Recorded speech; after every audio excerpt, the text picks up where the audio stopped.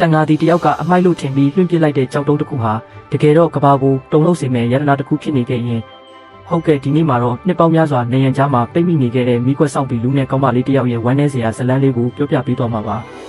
နှစ်ပေါင်းများစွာကြာပြီးနောက်မှာတော့ကောင်းမလေးတယောက်ဟာနန်းရင်ပြင်ကနေရန်ပေါ်ကိုဖက်တက်ရင်မင်းသားလေးကိုချောင်းကြည့်နေခဲ့ပါတယ်မင်းသားလေးတွေ့သွားတော့ရှက်ရှက်နဲ့ပြုတ်ကျသွားတဲ့ကောင်းမလေးတယောက်ကြောင့်အဲ့ဒီကြောက်တုံးဟာပြန်လဲပေါ်ပေါက်လာပါတယ်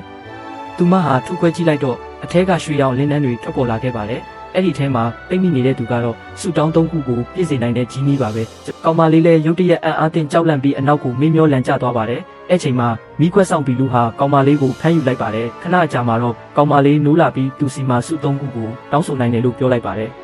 အမလေးရဲ့ပထမဆုံးဆူတောင်းကတော့သူအရန်ချစ်ရတဲ့မင်းသားလေးရဲ့အချစ်ကိုရဖို့ပါပဲ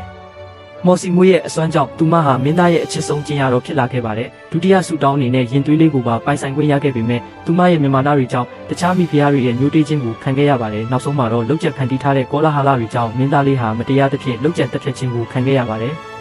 သူမချစ်တဲ့သူတည်ဆုံးသွားတာကိုသိလိုက်ရတဲ့အခါနောက်ဆုံးဆူတောင်းကိုတော့မတောင်းနိုင်တော့ပဲထွက်ပြေးခဲ့ပါတယ်ဒါပေမဲ့လည်းအဖမ်းခံလိုက်ရပါတယ်ဂျီနီဟာနောက်ကပြေးလိုက်ပြီးကယ်ဖို့ကြိုးစားပေမဲ့တစ်ဖက်မှာလည်းကောင်းမလေးကိုဖမ်းတဲ့သူတွေကသူအရန်ကြောက်ရတဲ့နန်ဆိုးမိစ္ဆာတွေဖြစ်နေခဲ့ပါတယ်သူမဟာ၆ကမ်းမပေါ်ကနေတွန်းချခံလိုက်ရပြီးဂျီနီဟာသူမကိုကယ်တင်ဖို့ကြိုးစားခဲ့ပေမဲ့အချိန်နှောင်းသွားခဲ့ပါပြီ